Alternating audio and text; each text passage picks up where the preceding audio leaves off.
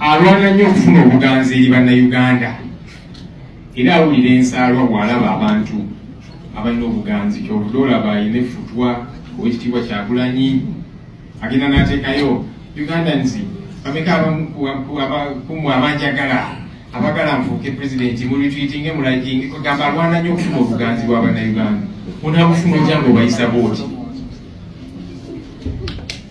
alaba obuganzi beene bwalina buli mwaka ategeka birthday run abo enkumi n'enkumi z'abantu zijja kadde muhozi naye agala afune ku buganzi obwo naye yatandisa okutegeka birthday run era n'afunayo abantu ab'omuswabo abaliyo kugira mulaba bambi ayayaana ayagala naye ayagalibwe tujja kwagalibwa ng'oyisa bannayuganda booti tekisoboka ate n'ekirala mwami muhozi kati bw'osalawo nti oyagala kukola politics uniform yaffe ey'eggwanga ey'amagye gigyemu ogiteeke wali ojje mu ringi ya politics eno period gye watandikawo kubanga nayo tekkirizibwa mateeka oli serving military officer ate okulembera ekisinde ekya politics va mu magye ojje mu bya politics otandikewo ekibiina tugende mu bantu abantu b'oyayana bakwagale ng'oli mugatulugunya naki resigning from the army kyekituufu gy'olina okukola wakakati okozesa ofiisi yo okukola ebya politics oli munnamagye naye ate kakati gwe nti kakati ono gwe nonze ku kino gwe nonze ku bwa minisita gwe nkuze ku kino n'ebirala byeteekamu esimanye kakati bannayuganda munanjagala nesimbeyo nga pulezidenti va mu magye gye weekweka eyo. Ebigambo byo Ssenyonyi yabyogedde era gurupu y'abantu eweerakoda n'emukubira engalo n'egamba our man yoyo Ssenyonyi gwe twagala ate yantama ebigambo abyogera nga bwe birina okuba nga bitambula era oyinza okugamba nti abantu bangi nnyo abasanyuse ne bagamba bannange olumu ebigambo obyogerakokko at least neweekijja nekijja naye nga byo bikoze eki obyogeddeko naye ekibuuzo kyabadde kisigaddewo nti ye nnyini kwogerwako bigambo bye bino agenda kuba nga ataakitwala atya kinaamuyisa kitya ebimwogeddwako anaabibuusa amaaso ye n'asigala ng'akola emirimu gye oba ebigambo ebyo biyinza okuvaako kituyinza okuyita kalumanywero ekyekikeeseza olunaku olwaleero CDF ng'ayita ku mukutu gwe ogwa Twitter oba gw'oyinza okuyita X avuddeyo n'arespondinga butereevu eri Joel Ssenyonyi era nga mu nteekateeka mu ebyo by'ataddewo mwe mulina okusaba Kabanda okwetegereza okulaba engeri gye basobola okuba nga ate bafuna lead opposition owaabwe ate okuva mu kisinde kya PLU tugenda kutunuulira emitendera egiyinza okuba nga gisobola okukozesebwa okusobola okulivula Joel Ssenyonyi okumuggyawo waali ate era n'emitendera emirala egisobola okuyitibwamu okuleeta lead of opposition nga kkiriziganya n'abakulu bo kye boogerako wabula ekibuuzo ekinene ekiriwo ebintu mu Uganda byandibanga byakyuse nga bannayuganda be batannategeera nti ebintu byakyuse kubanga mu byobufuzi abantu be babadde bazannya babadde bamanyidde okuvangayo ne bakomentinga ku ekyo kye balowooza nti tekitambula bulungi ate era ne gavumenti olumu neepiikingamu olulaye neremera ku ekyo ekyayo kyebeeyagadde kubanga olumu eba erina enteekateeka y'ekyo kyeba egenda mu maaso kubanga ekola wabula singa bino bye tulabye ku mutimbagano ebiwandiikiddwa ekyo kyonna kola biba bigenda mu maaso kubanga bikolebwa kitegeeza nti mu Uganda eno empya gye tuyingiddemu munnayuganda alina emirembe y'oyo ajja okuconcentratinga ku ebyo ebibye byakola ebimuviiramu ssente ne yeesonyiyira ddala ebyobufuzi eby'eggwanga lwa nsonga nti singa onaakemetterwa emmeme n'osalawo okwogera ku ebyobufuzi oyinza okumaliriza nga ne repercussions oba ne consequences eziyinza okuvamu ebyoba oyogedde ogenda kubisafalinga kitegeeza nti nno bw'osalawo okwogera olina okutunula emirundi ku bintu bibiri okwogera ebigambo by'oyogedde but at the same time okulindirira biki ebiyinza okuba nga bigenda okuva mu bigambo ebyo by'oba oyogedde era ekibuuzo ne kimaliriza ng'olunaku olw'eggulo bannaffe aba opposition basaze bagamba nti tubeeko ate eddoboozi erimu lye tusindika abasindika amaloboozi banaatandika okuba nga bakwatibwako munnansi oyo eyalonda bano abakulembeze baalowooza nti balina okumutuusiza eddoboozi agenda kubanga asigalawa Nze ni Munnayuganda, nazaalibwa mu Uganda, naye nazaalibwa Ssese wano, oba oyagala batugenda ki? Ebyo mubireke, temubaddamu nakubaddamu n'ekigambo eki. Twagaliza mirembe omwana wange, naye ng'ekisuulo ekisinza okundeeta wano nga naye bwe lwenzi ekisaba mba mukyanifu. Najja ekisaba wano nga mukyala wange yankanfaako, ne bagamba bannaye munkubagize. Abamu ne bagamba toddayo nakwogera, ffe tugenda kuwa omwana wa Akalulu. Akalulu temwakamuwa? Kakati nonnonye mataaba ate.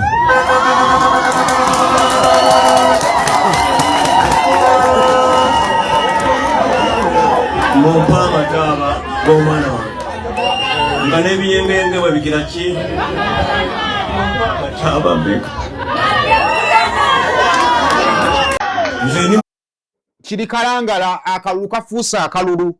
Ennaku z'omwezi 25 24 ekitegeezebwa ennaku 5 okusobola okuba nga tuyingira akalulu era ng'ekiri eyo buli kibinja kyayingudde boyinza okuyita abawanvu n'abampi okusobola okuba nga bagenda okwetaba mu kalulu.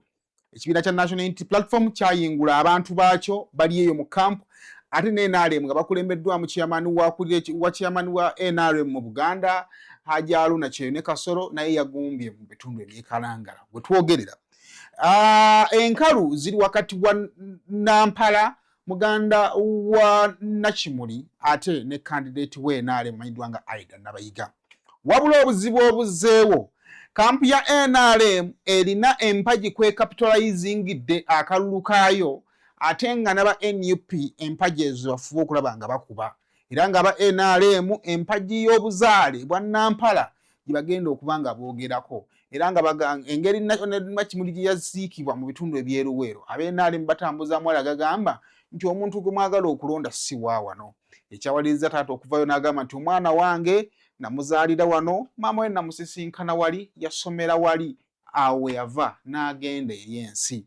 Ekibuuzo ebyobufuzi ebyokugamba abantu bagende beesimbe gye babaziika singa tubitandika wano mu Buganda abantu abasinga abali mu bifo byabwe banaabisigaza?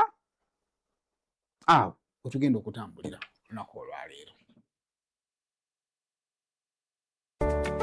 Musuubuzi munnange nawe walina ekirooto ky'okusuubulako e Dubai nenessanyu okukwanjulira banno ba Clarion Integrated Logistics Solutions abeesigika era abeesimbu mu kutambuza ebyamaguzi by'okuva e Dubai paka e Kampala e Uganda nga biyita ku mazzi oba konnyonyi ku bbeeyi ejja mu nsawo yo. Twesige ku Clarion tukuyambeko okutuuka wotosobola kutuuka mu bwangu nga kagayise ku mazzi atwala ennaku 18 zokka ate eya kago atwala ennaku 3 zokka okutuukako ku woofiisi yo. Tusangibwa ku Diamond Trust Building omwaliiro gw'okuna akasenge 411. Kati osobola okukola oda y'obutereevu ng'oyogerako ne Nankabirwa Siteera ku +271 582 58 79 oba ku WhatsApp ku +256 756 846 772 oba jangu butereevu ku ofiisi zaffe ezisangibwa ku Hamria Port Edeira mu Dubai ku gate namba 8. Clarion lukusaabaza ebyamaguzi byo mu bwesimbu okuva e Dubai paka e Kampala e Uganda mu nnaku 18 zokka.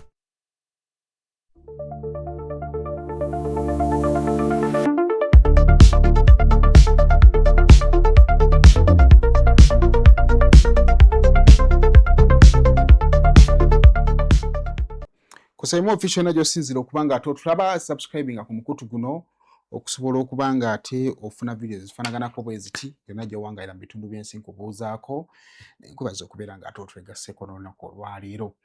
Kale munzikirize ndibategeeze ku banafu aba Al Hilal Holdings Uganda Limited abazimbi. Tubasaba bannanga okutuwa ebizimbe byammwe tubazimbireko ffe aba Al Hilal Holdings Uganda Limited. Ekizimbe ne kiba kinene kitatu kizimba ne kiba kitono kitatu kizimba. Tugaba amagezi ku ggwe ayagala okuyambako okwadvisinga okuyambako okukolera site visiting olina ekizimbe ekyo ne tukwadvisinga ku ngeri y'okuzimba amazimbe ne bazimba then tukuba yingi nabagenda bakulambulira ebizimbe tusobola okucontractinga okuzimba ekizimbe kyonna nga bw'oba okyetaaga. Al Hilal Holdings Uganda Limited tuli bakugu mu kusima biodigester saako n'okuzizimba. So oba otwetaaze tukube ku namba zaffe ez'essimu okusobola okuba nga ate omanya ebisingalo. Bannaffe aba Millennial Logistics batikka bintu babijja China nga bireeta mu ggwanga erya Uganda. Twagala okubasaba sibwe banyabo bwanga olina ebintu ebyo byagala okutikka okubireeta mu ggwanga erya Uganda Merinio Logistics twekwateko tuli ku Shili Ganesh Plaza ate nga tulina enkola yaffe tugamba nti oyagala kusuubula naye nga toyagala kugenda osuubula naye ng'oli wano Kampala tusobola okuyambako okuconnectinga ne basupplier abali eri n'olaba quality y'ebintu bye weetaaga ate n'obitikka n'obireeta e Kampala be bannaffe aba Merinio Logistics abo kale tukwaniriza olunaku olwaleero kansule nti bitambula bulungi mwebale kukola abakola abali ewaka nammwe mwebale kubeerayo kansule nti bitambula bulungi. This side si birungi nnyo. I've had amakya galinganga a bit down. Tufiiriddwa mukozi munaffe Saidi eri gye nkolera ku TV. Abasobola okuba nga mungoberera simanyi muliko bameka. Ku makya wenvaako ku ssaawa 3 kwennyini kuliko omwami abaddaddako Joseph Seruwoza. Very calm yatwegattako ndowooza mwaka nga gwa 2023 awo. 2023 yatwegattirako nga zenga reporter era nga reportinga mu parliament. Kadden mu 2025 omwaka oguwedde awo nga tugenda mu kalulu. Najja ku sheeyo yali n'omwami ekolebwa omwami amanyiddwa nga Morris Mukiibi. So najja mu sheeyo. So sheeyo badde ndowooza tannaweza na mwaka ng'agikola. Kwandoza Mukiibi enzo bagendanga olwaka lutwakatandika mu September. Za Mukiibi bagendanga mu 8 so gwali tegunnawera mwaka ng'akola show. Era ndowooza basinga mumwagadde nnyo abadde alina show gy'akola ku Friday ne Dr. Sam Kazibwe. Kwambadde ngezaako okufuna mu comments nga basinga babadde bamulaba nnyo ku Friday ne Dr. Sam Kazibwe. Babadde baagala engeri gy'ababulizaamu ebibuuzo n'enkola ye ey'emirimu ku parliament awo. Makya g'olunaku olwaleero emboozi ebadde mpanvu but mu bwangungu blood clot. Simanyi ndowooza tujja kwetaaga okufuna ku basawo okutubuulira kubanga blood clot erina obuzibu bumu nzibu ya ku identifyinga. Jjukira obukutubbo obwo oyinza okufuna tugambe obukosefu eno wansi naddala eno saidi zeeno mu anke eno baire toyigino walinganga buvune bwa mu kakongovule eno kati ofuna obukosefu omusaayi ne gubaako we gwekwata obumementulo obwo ne butandika okutambulira mu musaayi kati eno mu musaayi yonna it is okay. Ekizibu kiri eno waggulu ku mutima wewatera okuva obuzibu. Era ojja kusanga cases ezo zibaddewo ndowooza ne genome era bagamba yafa blood clot. So ono kati yabadde producer we era yabaddewo nga embeera eno esinga etambula nga weebadde katono nnyo. Osanga kino atuyigiriza okubaako byetutegeera ate ngenda bankomawo tweyongereyo. Kyandese wano naze ne muganda waffe Joseph Seruwoza kama Katonda gwakowoledde mu kifo kino oluvannyuma lw'okuba nti yabadde tiyewulira bulungi olunaku olw'eggulo n'ennaku eziyise nga yeemulugunya ku kifuba okuba nti kyabadde kimuluma era nga afuna obulumi obuwererako ddala mu kifuba. Nze nkola naye era mbadde mpeereza naye mu programu ya Zuka n'ensonga nga waba taliiwo nze nzijuliriza ekifo ekyo obalyawo nga liwo ensonga ez'enjawulo. Kale n'olunaku olw'eggulo ku makya yantegeezezza nga ulcers bwe zitamuyisiza bulungi era nga yeetaaga okulaba nga afunako ku bujjanjabi era n'asaba nze mbeere nga ntula mu kifo kye wakiri programu y'olunaku olw'eggulo era n'engikola. Programu olwawedde nabadde nange nteekateeka okweyongerayo ku birala nenfuna essimu okuva eri mukyala waffe mukyala wa Seruwoza nga ntegeeza nti embeera yabadde yeeyongedde ulcers zimuluma nnyo era nantegeeza nti nandibadde ntuukako ewaka mbeere nga munona mwongereyoko ku ddwaliro era nange kye nakoze bunnambiro ne ŋŋenda mu maka ge ne mbanona ne famire okumutwala mu ddwaliro kwongera okuba nga yeekebejjebwa newankubadde nga yabadde afunyeeko gye buvuddeko obujjanjabi obutonotono ku ulcers wabula ffenna nga tulowooza nti nga bulijjo ulcers abasinga bazibaluma mu mbeera ya bulijjo n'omirayo ku buweke oba n'ofuna ekyokulya n'otereera naye ekyamazima embeera yadde esukkako ku ekyo era mu kaseera ako wakati mu kumujja ewaka nga tumwongerayo okufuna obujjanjabi obwo ne tukkaanya ne mukyala we gwe twabadde ne mu mmotoka tuga nti twetaaga okulaba nga afuna obwangu n'okubanga abaako engeri gy'alabirirwamu olw'obulumi bwe awulira mu mmotoka okumuleeta yabadde amenya omutto nga yeebase naye nga ngamba nti awulira obulumi bw'amaanyi nnyo mu kifuba awo era ne kwe kusalawo bannaffe betukwatagana nabo era betukola nabo eddwaliro lya Gombe Medical Services Hospital abali awo okumpi nengamba nti katubere nga wetugenda kubanga twabadde tuva ku kkubo erive Sentema eritusuulawo Emmengo bayita eryabali Ntumaawo nenga nti katugenda awo okumpi ate abasawo bajja kwanguwa tuyinza okubanga tujja kubanga tubeera mu layini ebbanga eddene olw'okuba nti embeera yabadde etaaga okubanga tendingibwa amangu. Ekyamazima twatuusewo era abasawo bayanguyidde ddala naye ekyamazima mu kujjawo tetwategedde nti ulcers zaali zitutusiza ku mbeera bwetyo. Abasawo bwe twatuuse batugambye nti ono yeetaaga emergency olw'okuba nti n'omuka gwabadde tegukyawera bulungi era bagenza okugupima nga tegukyatuuka mu 9 we guba gutuuseko mu 9 ntegeeza oxygen gubanga mu 9 mu 2 naye nga ffenna twewuunya ulcers oba ulcers ziyinza zitutuusa omuntu ku mbeera bwetyo. Mu kaseera ako abasawo ne basalawo okubanga bamuyambako oba bamuwa ekyuma ekimuyambako okussa kya oxygen yeeyongere nga bamwongere okubanga bamwekebejja naye bamutwala mu kasenge ke bayita ka emergency ne bongera okumugoberera. Ebyo byabadde mu ssaawa wakati w'omunaana ne ssaawa 9 era ne tubeera mu mbeera eyo nga abasawo bamwekebejja buli ddakiika nterako ku cupa ezimuyambako okuddamu amaanyi n'okwongera okutta obuwuka nga tulowooza nti oba yafunyemu ka bacteria infection oba ne katambula oba akawuka ke bayita aka pyloriac aka ulcers nga bye by'amaanyi era ne tugatta ebbaluwa ne testi ze yali akozeeko omusawo n'atugamba nti yeetaaga okuddamu okuzeekebejja kiyinza okuba nga lukibataалabye obanga balina kye balabye ng'eddagala lye bakozesa lyabadde linafu ne tukkiriza ekyo testi ne ziddibwamu ne bamuggyako omusaayi era ne baddamu okubyekizamininga. Ekyamazima nga bye baali bazuula abalala byabadde bituufu naddala ku bacteria abo infection ne akawuka kano akaleeta ulcer nga bimu ku ebyo byabadde bimusumbwa naye nga okusinziira ku ddagala lye badde yakakolako wandibadde waliwo improvement naye ng'embeera eyongera kusajjuka. Omusawo n'alowooza ku kintu ky'okulaba nga bamukebera omutima naye nga katusooke tulabe bino oba eddagala lye bakozeseza okutta bu bacteria buli oba bu infection eriyinza okuba nga linafu amweko kulya amaanyi okusingako awo n'erikakkanya obulumi era abasawo ne bakikola ekyo naye ekyamazima nga enkyukakyuka ntono nga gamba bw'aba yeebasa awulira obulumi bwabadde bungi nnyo ng'alajjana mu kifuba awo era mpaka ezatuuse essaawa nga zitambulira eddala amuboozi obutagirwisa akawungeeza awo. Sawo n'agamba ati ekyamazima eddagala etumuwadde kusinziira ku mbeera gye tunnyonnyodde liba limala bumazi bwe tuwongerako ejja kuba overdose liba lyetaaga okuliwamu essaawa endala 24 kadde yeewaka mpolampola naye nga mukadde ako embeera yabadde stabilizinze nga oxygen level zirinyeemu zituuse ku nnomo kubanga omusawo yadde ayagala wakati wa 9:5 ku 10 era watwale tutuuseewo nga n'okwetambuza akusobola bulungi naye ng'akyawuliramu obulumi wabula tuba tugenda bwe tuti mu motoka muzeeyo ewaka ekyamazima n'awulira nga tajja kumalako ye mulinga omuntu n'awulira nga tasobola kudda waka.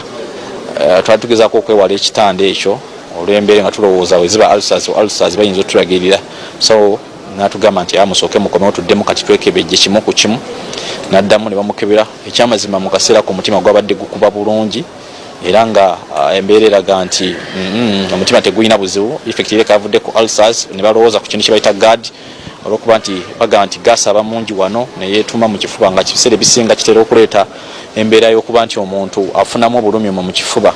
Mu kaseera akazeeko omusawo n'amuwa ku ddagala liyinza okusanula acids ezo era serowooza n'agamba nti ekyamazima tewali njawulo obulumi bweyongedde. Omusawo kutugamba nti agenda kukola scan oba okwekebejja omutima balabe oba waliwo obuzibu wakuliko amasavu oba waliwo ekireesa obuzibu ku mutima ogwo. Ekyamazima ne tudduka mangu awo ne tubeera nga tutandika ku nteekateeka eyo ey'okumuteeka ku kyuma ekyo ekikebera ku nkuba y'omutima. Bagenza okukikebera ekyamazima nga mu kaseera mpawe kaaga tikyatutena kaseera neddakiika yinza okuba nga teyaweze kyo kyalabiddewo nti omusuwa ogujja omusaayi ku mutima okukkirira wansi okugaba omutima mu bitundu ebya wansi gwazibikira era nga mulimu kye bayita clot. Kaba clot yatulaba ndowooza kabanga omusaayi gusobola okukwata ekitole ne guyingira oba ne guziba omusaayi okutambula nga gwakwata soka clot yako omusawo n'atugamba nti kyetaagisa obwangu bwa ssaawa ekinene nnyo emu okutuuka emulago ku Uganda Heart Institute babeere nga baddamu okuba nga beekebejje wekibanga ne bali kye balabye batandikira awo era natugamba nti buli kyonna ekyetaagisa wano weekiri ne batuwa ambulance era twebazanya Abagombe Medical Services Hospital ne bakuba n'essimu ku Uganda Heart Institute okulaba nga tewaliiwo bya layini omulwadde atuukira butuukizi ku bujjanjabi era mu kaseera ako Serowooza nayateekebwa mu ambulance n'aleetebwa wano ku Uganda Heart Institute era natandika okuba nga akolebwako wabula mu kaseera ko yabadde azzeemu okuba nga ayogera bulungi era nga emboozi tuzinyumya nga tuwayiza ddala mukadde ako twagenza okuba nga tutuuka wano ne bakola preparation zaabwe bye beetaaga ne babitugamba era ne bikolebwako byonna okulaba nga obulamu bwa Serowooza butereera era abasawo ne batugamba nti bweba nga ddala ebyo byonna bye beetaaga weebiri tewali buzibu kulwa bagenda kuba nga bagijjamu era bo netandika okubakwasa ogwabwe sawa 7-8 batandika okupreparinga Serowooza bamuteeka ku byuma bulungi mukadde ako ekyamazima embeera yayongedde kubanga esajjuka busajjusi olwo nga pressure ye eganya okukka naye nga abasawo bagamba buli kimu kyabadde kitegekeddwa okulaba nga cloth eyo bagimugjamu sawa zagenza okuwera 10 pressure nga eganya okukka embeera bwe yatabukidde era ng'ali ku byuma tannaba kubanga alongoosebwa atwalibwa okugiwamu cloth obulamu bwe bwakomye sinza kubanga nze mpa ripooti esembayo ku kye kyamuse naye twamulese wano kubanga bajjamu cloth eyo Mukama Katonda we yamukoowoledde kitalo ebyo bwe bityo bwebiri twalina production meeting ku Lwokusatu kati abadde agabana production ne newsroom because yajjanga wa newsroom naye ate woba olina show ku mpewo etalina kakwate ku mawulire kitegeeza oba oyingidde ne production kati olumu nada meeting ezo ez'okumakya olumu zeekoona oba ososanga nga meeting ya production yeekonye neya newsroom oba assignment ya newsroom neyeekoona neya production kati kwolwo ffe twali mu meeting ate alina assignment gy'alina okugenda okukolako mu field ndowooza luyinza okuba lunaku lwe nasembayo bw'omulaba yes namulaba ku makya kuba jjo saamulabye kati kyenadde nzijukira kwe kumulaba nga nzikirira kubajjukira mbadde nva ku show nga yali yaddako kati namulaba ku makya ku Lwokusatu ng'agenda ku mpewo then bw'avaayo ne mulaba nga azze kuba nali ntudde kumpi ne mukama wange kakati ng'azze okkuba mukama we akamba nti alina gy'akola ki gy'alina okugenda that was the last time abadde ampita jjajja simanyi lwaki oba bamuzaala ba Lugave oba lwaki walaata naye buli bwabadde ansanga jjajja ovuddeyo so lwaki mbadde vidiyo ye mu buwanvu bwayo kuyiga si byangu but of course maybe bw'ofuna obulumi obuli consistent obutaliiko ndowooza okukebera ku blood clot eyo kiri very important ku side y'omutima tomanyi oyinza okusevinga kokko and then n'ekirala nkyogeddekera we mbadde ku mpewo bwe ndaba ebintu ebifaanaganako bwe biti bimpa ekintu kimu oba abakuba bannaabwe abanyigiriza bannaabwe bakimanyi nti nno waliwo ekisobola n'okukutta nga tekikulumye nekituuka ku level nekikulumira mu kaseera w'ofiira. I believe abrupt death bwe ziti zandibadde zituyigiriza kunoonya ngeri gye tusobola kubeera basanyufu mu kaseera kaffe akatono ke tulina mu bulamu ne tutalumya balala ne tutanyigiriza balala kubanga osobola onnyigiriza abantu n'omaliriza nga obirese ada akyali mwana muto akyali muvubuka famire agirese ekyali nto but that is it ndabyeko I believe ffe tujja genda mulumba akawungeezi but part of our staff mbalabyeko Mulago bano ba family mbalabyeko awo ndabyeko kwekyala waffe awo she is part of the team abali Mulago byebyo nno naye so yoyo Joseph Serowooza just in case you watch BBS oba olina olaba show ne Dr. Kazibwe. Kale on that note era ndowooza ngenda vugira ddala ngende Kalangala. Kalangala eyo era nayo mbaka waayo yafa yali mu operation nabadde tannatuuka mu operation. Pressure zaali nnyo yatidde ndowooza pressure neeyambuka ate neegaana okukkakana nga ate babawadde bbanga ttono. You can imagine. Kakati ne Kalangala eyo emboozi bwetyo bwe yali Honorable Nakimuli yakeera bulungi ne yeevuga n'agenda mu ddwaliro n'atasobola kuvaayo. So ye by-election gye tugenda mu maaso okuba nga tutambuliramu era okusinziira ku schedule by-election ekuba ennaku z'omwezi 24 guno omwezi gwennyini gwe tulimu. So baaweebwa almost ennaku zaalindo za 14 okutambula ebizinga 84 era okunoonya akalulu kugenda mu maaso kampu zonna zamaze dda okuba nga ate ziyingula abantu baazo aba NUP. By the way, sokoze muzize kufaananyi ky'omukulu ono naddala mu aba NUP njagala kusalutinga omukulu ono Buwembo oyo ali omu ku bannabyabufuzi abaludde nga tuwuliriza ku byobufuzi ne tuba nga tetubiriimu. Kuba nze nawuliriza ebyobufuzi nga nkyali mwana muto kati nze ne experience just kuwuliriza byabufuzi eri overdose emyaka nga 25 nga mbyekakasiza ddala mbiwulira. Kati Buwembo ono yalwa nnyo mu byobufuzi bya Lubaga South awo era yaloopa ne Honorable Kato Lubwama n'atuuka n'okusala omusango nga Honorable Kato Lubwama ekisango kye kiwedde. Nadda mu kalulu kano n'ajjamu NUP bw'ajjamu NUP n'ayagala osaba kaadi n'amala n'ava mu reesi ne bamuwokya Ssaabakunzi and I think he's doing well. NUP yalina obuzibu office ya Ssaabakunzi kubanga gwaba leading a team yeetaaga omuntu akyasobola okuguluba n'ensi. I think office yagyongeddemu ku maanyi mu ndaba yange. Ebiseera ebisinga abantu beetaaga okulabira ku mukulu era nga bw'olaba ne ku sayidi ye NRM omukyalo oyo Ssenninde ayiwawo nnyo omubiri kukubeera ku ground. Byonna byakola byokkiriza mu butakkiririzaamu naye abikola ali ku ground. Kakati kijja bbeera kizibu nnyo okumweŋŋanga nga gw'oduumirira Kampala. So Buwemba abadde akola bulungi. So bali eyo. Then ku side eri ya NRM Honorable Kyeyuna Kasolo naye akyagenda mu maaso okubeera nga ate akulembera mu ttiimu ye okumobilizinga.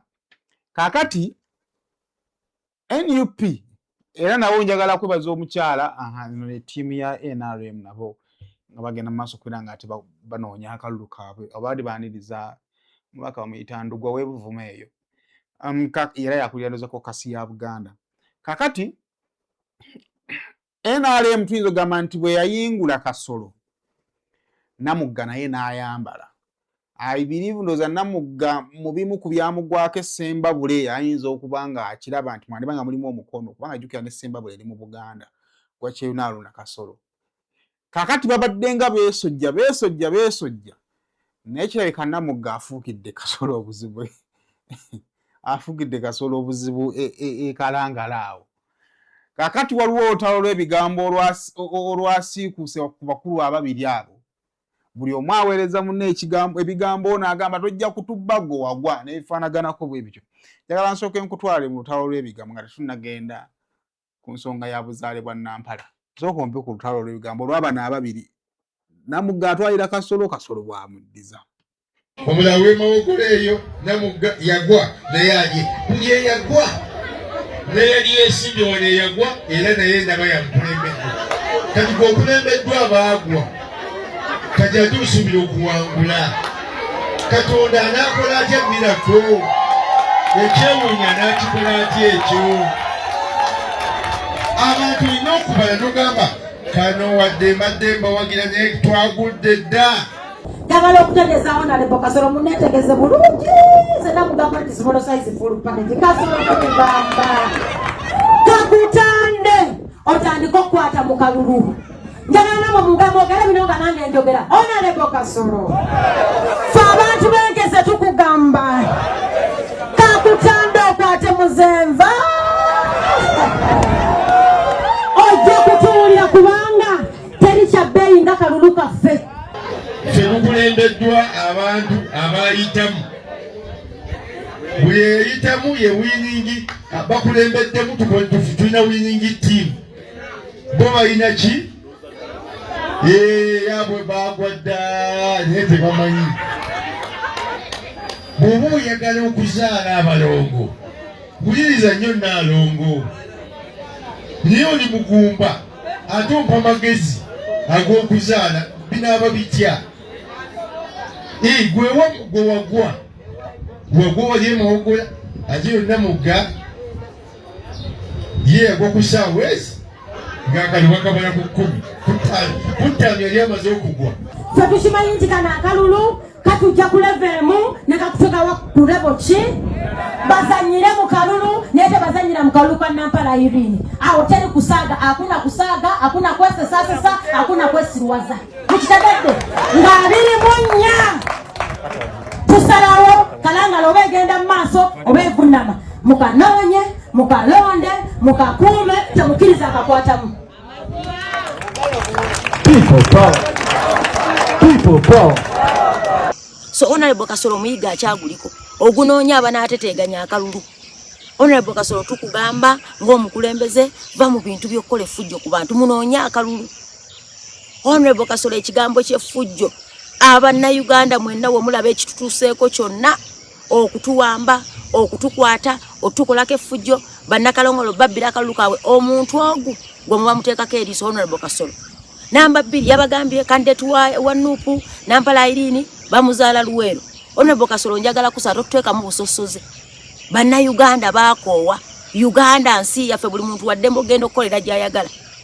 Omwana ono baba muzaala Kalangala ng'ayina ebijja by'abajjajja ab'eruweero era gwe owulira n'ekyo nakyo kikuluma n'okutegeeza ssebo ffe bannakalangala bannaguleta Masaka twongera kujjukiza nti eno Kalangala United Nations abantu bavudde Sembabule bavudde Masaka n'ekyoterere wammwe gy'oyogera waliyo abaavaayo ne bajja okukolera Kalangala nina okujjukiza eggwanga nti Honorable Kasolo agamba ab'e Kalangala nti temulonda Nampala Irene weeruweero naye ffe abakyala b'abaana betumanyiiko njagala muddeyo mutunulye mu likodi bakyala ba Honorable Kasolo betumanyiiko abana ogutali musango waddembe okuwasa baayagala naye bonna yabawasa kyotera bw'abanga ye yeyagaliza nnyo bakyala be bonna baalina yabawasa kyotera. So njagala okutegeeza bannayuganda ffe obusosoze twabuvaako dda Honorable Kasolo oli minisita so njagala okusaba munoonye akaluva mu kuteeka obusosoze mu bantu. Bwe bityo nno bigenda maaso kubanga biri eyo Honorable Namugga bakyetwala ne Honorable Kasolo. Kakati ensonga ya originality jjukira emabegako we twali tuziika Honorable Nakimuli yaziikibwa Kalangala. Kakati mu kuziika Honorable Nakimuli ab'enaale mu kubazimbidde emboozi nti Nampala si waabwe. Naye ate jjukira nti taata wa Nakimuli yaliko omwami wa Kabaka ow'Essese. Era Honorable Nakimuli mu kunnyonnyola agamba nti jjajjaawe that is azaala jjajjaawe azaala taata we yali ava eyo Essese. Kati taata we kwe kuva eno n'agenda Essese kubanga ate era ne bajjajja ba Nakimuli bannamuŋŋoona. Kati ava eno n'agenda Essese n'akulirayo ng'omwana. Bw'akulirayo ng'omwana maama wa Nakimuli ate ye w'Essese bamuzaala Ssese. So father taata wa Nakimuli ne maama wa Nakimuli bakola obufumbo bazaala abaana baabwe. Abaana baabwe babazaala batandika basomesa mu masomero g'Essese. Then ng'abazadde abaagaliza abaana baabwe ebirungi mu secondary babatwala mu masomero agali beta nga naffe wetukulira e Kampala ne batutwala ne tusomera mu masomero g'omu byalo oba ag'omu bibuga. Abamu ne bafumbirwa mu districts endala naye nga ewaabwe Ssese gye bagenda okuddayo ng'ogenda okulaba ku muzeeyo dda Ssese naye of course babaziika Luweero. Kakati bab'enaale bagamba nti tekisoboka mwe temubeera baawano. Soboka omba emboozi eyo.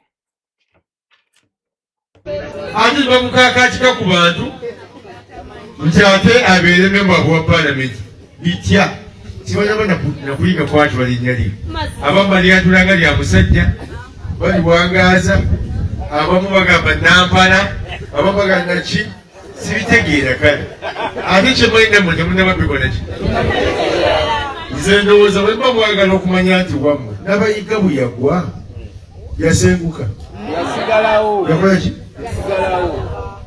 wali osibyewo n'ogwa wasenguka kakati njagala onaagwe bw'anaaba wammwe asigalewo gwe mujja okukakasiza agwe onawo banaakola ki anaasigalawo tasobola kusigalawo kuba si waawano weeruweero amaanyi gateeka mu kwenyinyibwa aga Katonda agenda busungu busanga mu kye bayita box awo ebyaffe biggwerawa ebbanja lya mwenge liggwa naki ebbanja lya mwenge liggwa naki kati eri nga tugenda okunnyonnyola nakimuli gy'azaali Katonda wange munsaasire byonna byebimu nga batubuuza tunnyonnyola Nampala gy'azaalibwa nammwe tubannyonnyole nti omwana wammwe tubagambe nti mmwe luno olwoya lwa mu nnyindo mwe mulina otukwatirako abalala bagoberere mwagala okuŋŋamba nti nze mumanyi nnyo okusinga bwe mumumanyi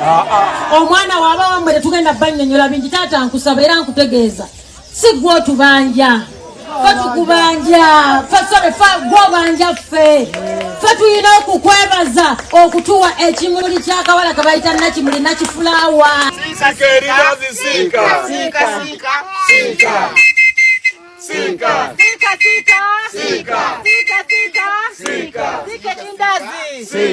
omulimu gwammwe omukulu mulimu ki wangi muyinza okubalibwa abalimaalima abalala ne basiikasiika naye mulimu omukulu ki kati memba wammwe wa paalamenti yalibadde akwata fulaaga ya buvubi kakati ate akutte mandaazi yalibadde bw'aba yagala byakusiikasiika atambula n'ekyennyanja ekisiiki naye otambula na mandaazi eno tulima eŋŋano apromotinga ŋŋano kakati oyo abalagiddewo ku day one nti n'omulimu gwammwe gwe mukola talibedde kupromotinga Kampala. Kale kakati obuzibu tugenda okufuna mu byobufuzi ebifaanaganako bwe bityo nti ebiseera ebisinga abantu beetaaga okufuna message abavubi abo balina ebizibu bingi. Actually maybe the first question is the argument of originality ekola. Twali mu kalulu wano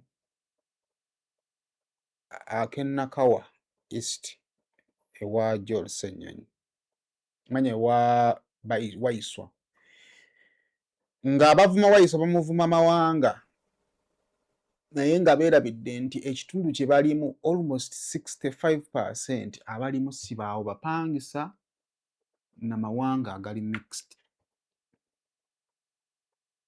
Ekibuuzo ku balonzi abali e Kalangala bameka nga baawo Nakabala.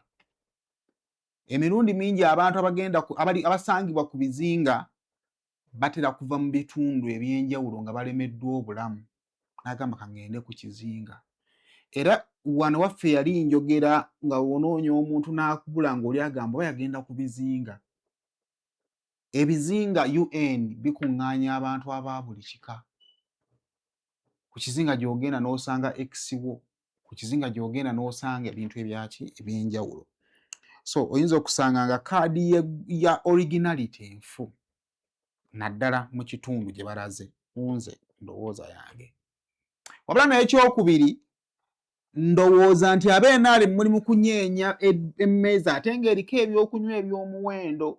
Mbadde ngezaako okuwandiika wano ba MP ba NRM na aba MP bonna ne ba candidates mu kalulu ka 2026 ke twakavaamu. Bw'ojja wano mu Kampala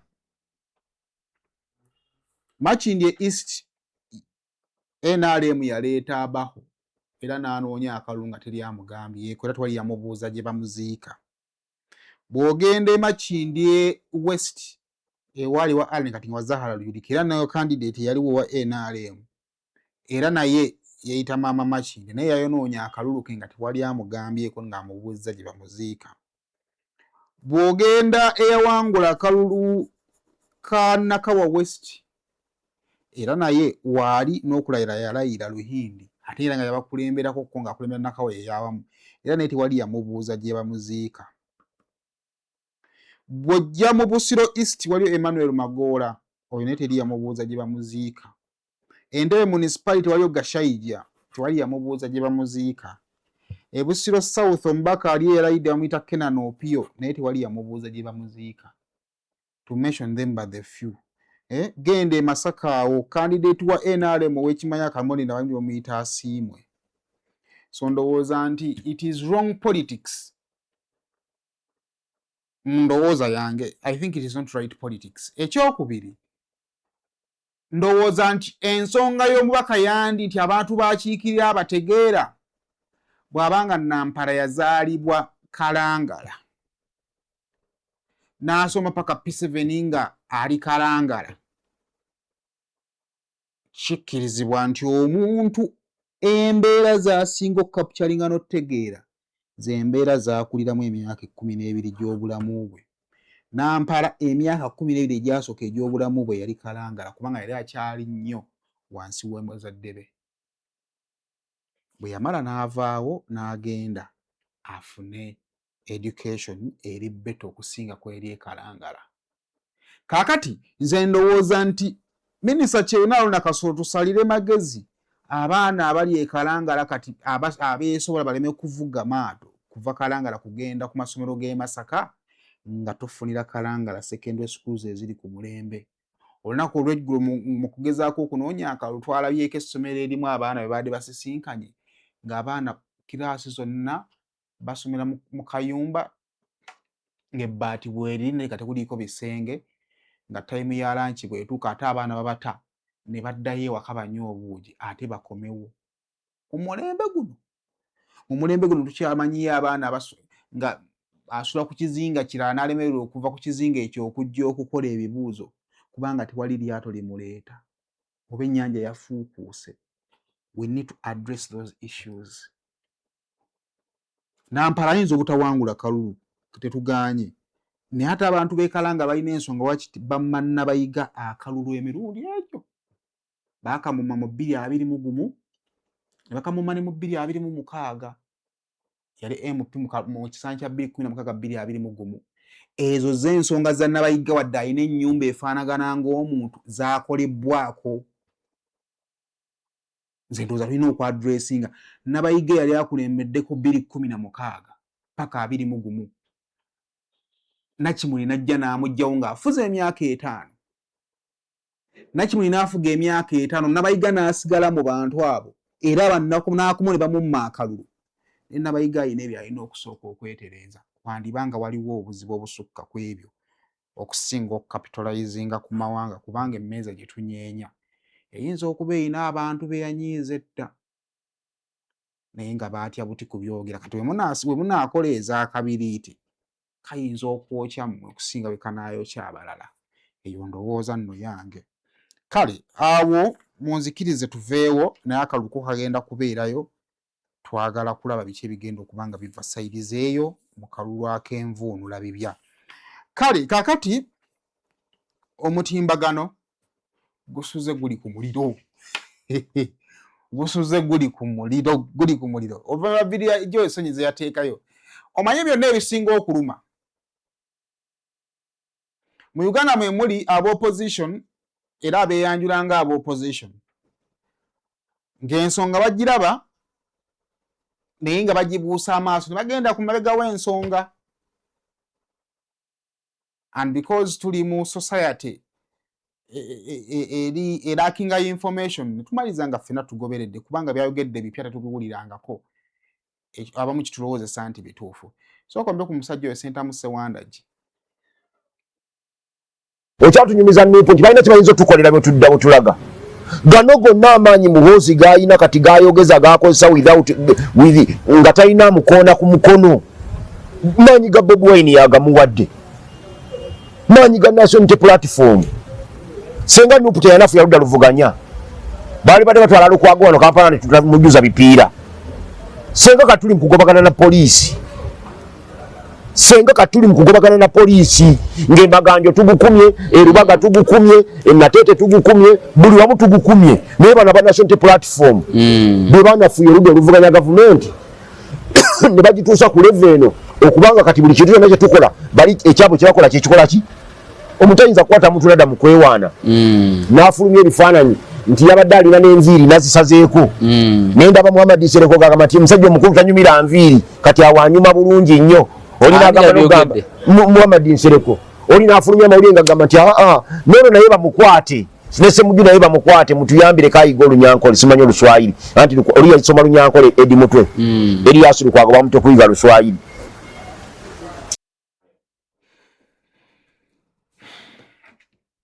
Eyo video mali yalagibalaga bulazi mu kaseera nga waliwo aba opposition abali mu kunyigirizibwa abantu amaaso n'agajje wano kubanga otayagala kwogerwawo ali n'agazze emabega waabo basazeewo okwogera naye kale abamu ku basazeewo okwogera eri leader of opposition Joel Ssenyonyi mu kaseera nga omusajja mukalubo mukko nga mukambwe mukko yavuddeyo y'ebigambo n'abyogera naye kale fumena okwogera ebigambo omwe bagamba nti nno okwogera osobola okwogera eddembe ly'okwogera osobola okuba nga olirina naye eddembe ng'omaze okwogera awo watera okuva obuzibu era lumu yagamba nti kituufu wano mu Uganda eddembe ly'okwogera weeriri naye ekizibu eddembe ng'omaze okwogera lyo weeriri kakati awo okuva n'olunaku olwali ne bigenda okuddako mu maaso awo tugenda kwongera okuzuula oba wadde ng'eddembe ly'okwogera weeriri mu Uganda eddembe ng'omaze okwogera lyo weeriri. Kakati omukulu yatandise n'akafaananyi akayera ako essaati ya yero yabadde kifaananyi kya Photoshop ekiriko omuloodi wa Kampala Erias oba yali omuloodi wa Kampala Erias Lukwago saako ne leta Dr. Kanokiza Besigye n'agamba nti they are finally together. Bwe yavuddewo n'ayambuka n'agamba nti Ssemuju and Joel will follow soon. Bwe yayambuse n'agamba I want a new leader of opposition in parliament and I will get him. He will be endorsed by me. Jukira, leader of opposition ayina kuva ku ludda oluvuganya gavumenti. Naye omukulu yagambye nti ayagala leader of opposition omupya ate ayagala leader of opposition yo abeere nga ye yamwenda osinze. Tiyakomyewo n'agamba nti I have instructed PLU to study how to remove Joel Ssenyonyi from being leader of the opposition as soon as possible. Kati wano wakulu omukulu n'amudamu n'agamba nti no, okay sir, mine is to implement. Namwebaza n'amugamba nti thank you comrade. N'agamba Honorable Kabanda is authorized to lead the operation in parliament to give us a new leader of opposition. We have down n'agamba atya. After Honorable Kabanda finishes with Ssenyonyi, I will be waiting for him. The Honorable Kabanda bw'anaamala okujja Ssenyonyi ku bwa leader of opposition ye CDF awajja kubanga amulinze okusobola okubanga amweŋŋanga okumuteeka bw'ayagala. Nothing in the law of my country stops me from appointing a leader of opposition that I think is best suited for the job. Nothing at all. N'agamba mu ggwanga lye tewali kimulemesa kulonda leader of opposition gw'alowooza nti yagwanidde okutuula mu kifo ekyo. Nadagu n'agamba nti I can appoint whomever I want, even tomorrow. I just need Muzeyi's approval. Ssenyonyi is the best ad hoc leader of the opposition. Bigambo bya CDF byatuwadde ekiro ekikeeseza olunaku olwaleero. Robert Kyagulanyi Ssentamu ku ekibiina kya NUP nawe yamuddiddemukko. Jukira wano blocking ne wano yagambye nti all bullies have one thing in common. They always act tough until someone stands up to them. And then you will be surprised how fast the little coward in them reveals itself. Don't fear them. A bully is just a scared person hiding inside a scary body. Now, ekibuuzo. Ngeri ki Joel Ssenyonyi gy'ayinza okuluzinga oba leader of opposition bwe kibanga kisaliddwawo okukolebwa? Kubanga luli abantu baalinga balowooza nti omukulu bw'agenda ku X okwogera ebigambo by'aba ayogera mu bwogezi. Naye oluvannyuma lw'ebintu ebibadde bigenda mu maaso kubanga ate bikolebwamu, ensi yakkiriza nti takoma kwogera bwogezi, n'asobola okwogera by'ayogedde asobola okubijja ku X n'ate n'abituukiriza. Ontegeera bulungi. Kaakati kinajjukirwa nti nno nga tumalako paalamenti y'e11 omubaka w'Emityana South eyawangulwa yali amanyiddwa nga Lumu yavaayo n'aleeta ebbago mu paalamenti, era nga mu bbago eryo yali ateesa nti paalamenti bakole ennongoosereza mu nzirukanya y'emirimu gya paalamenti, ofiisi ya leader of opposition ereme kubanga ekibiina ekirina ababaka abangi ku ludda oluvuganya gavumenti kye kiba kirondanga leader of opposition, ng'asaba nti paalamenti ebawe omwaganya bo ng'aba opposition okutuulanga basobole okuba nga ate beerondera leader of opposition. Wabula oluvannyuma ebbago eryo gavumenti yali takinga on era ne bakola akakiiko ne kakola ennongoosereza mu bbago eryo. Bwe kakola ennongoosereza mu bbago eryo, nga mu bbago eryo baali baagala okulonda leader of opposition kuve ku sayidi y'abali ku ludda oluvuganya gavumenti bokka babeere babaka ba paalamenti bonna. Oba ntegeera. Kubanga office ya leader of opposition omulimu gwayo gwe guliwa. Leader of opposition is the alternative government. Era kirowoozebwa nti eggwanga bwe ligenda mu kalulu, bannayuganda basalawo okulonda. Babaako gwe bawa obululu obungi okufuuka president. Babaako gwe bawa obululu obuddiriraawo. Okusinziira mu ndaba y'amateeka, oyo yabeeranga alindiridde oba yoyo yabanga alina obusobozi okufuuka president. Era manifesto ye eba erina omuwendo gw'abantu oguwererako ddala ogwagiguze, wadde abantu aba tebamumala kumufuula president. Kakati constitution negamba nti oyo akutte ekifo ekyokubiri mu paalamenti tumuwe omukisa okukiikirirwa, era mu mukisa ogwo tumuwe n'omukisa okukola gavumenti ye, era kye bayita shadow cabinet. Era emabegakaawo Ssenyonyi yalonda shadow cabinet ye. Ng'omulimu gw'abano, ensonga lwaki bagamba nti buli ministry ebeere ne minister ne shadow minister, nti minister ono owa gavumenti ebiragiro abijja mu executive, naye wandibaddewo minister amutambulizaako amaaso okulaba oba ebyo bye bamugambye okukola abikola. Kati bw'ogenda mu biwandiiko bya CDF ne kyayagala okuleeta, already CDF is part of the ruling government. Bw'alonda leader of opposition owuwe, kitegeeza nti obuzibu bw'ogenda okusanga nti shadow minister agenda okulondebwa, bw'abanga orders azijja wa leader of opposition yalondebwa CDF, kitegeeza nti nno minister ono era orders aba agenda kuzijja wa CDF. So kitegeeza nti insight oba tooki aba agenda gikuba mu ebyo byokka CDF byagala bikugwemu tooki, ebyo CDF byalowooza nti bimunyigiriza. For example, bwe tubanga tuli mu parliament, essaawa zino shadow minister owa security ndowooza ye mubaka ow'e Kalungu West Sseungu Gonzaga ajja ku raisinga ategeeze parliament nti abduction y'abantu esusse, n'akolinga on ministry ya defense okurespondinga. Kati singa minister wa defense ow'ekisiikirize asangibwa nga naye orders azifuna waggulu wa CDF, ate nga noono minister wa security naye akola ne CDF, kitegeeza nti amaloboozi g'omuntu wa bulijjo agali ku ground ag'ebyo bitatambula bulungi gaba tegakyasobola kutuuka mu parliament kubanga bano ababiri baba bakkiririza mu kintu kyekimu. Obwo bwe bulabe obuyinza okubeerawo singa CDF asalawo okusalawo ani leader of opposition alina okuddako. Ekyo nga tukitadde ku mabbali.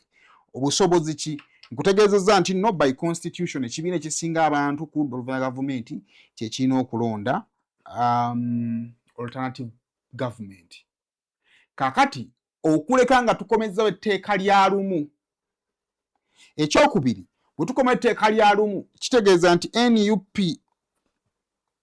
ono leader of opposition abalina okumalako ekisanja kye ne litandika mu kisanja ekijja okuddako. Oba bwe bamala okuleeta etteeka eryo parliament eba erina okufunayo akasonga ke yeesonsa ku Joe Ssenyonyi. Parliament neetuula n'emugyamu obwesige. Bwe mugyamu obwesige then parliament neekozesa arrangement empya bwe ndowooza okusobola okujja Joe Ssenyonyi ku kifo kya leader of opposition okuteekawo bo bwe bawulira nga yakola obulungi. Wabula ekibuuzo bannayuganda beetaaga leader of opposition kika ki? Baaga leader of opposition asobola okusirikira ebyo gavumenti byekoze ne batabyogerako, oba beetaaga leader of opposition agenda okutuusa eddoboozi mu kaseera nga weeryetaagisa. Ekyokusatu kirekawo abo abasigadde nga bakuba ebituli mu Joe Ssenyonyi nga leader of opposition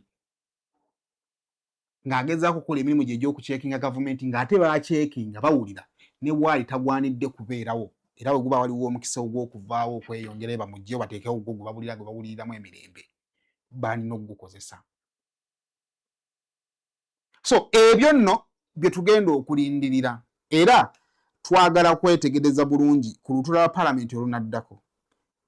Wa Piero Yuchi oyo jjukira Piero Yu egatta ababaka abali mu NRM n'abamu abali mu opposition. Era ennonda eyo eyinza kubeera etya?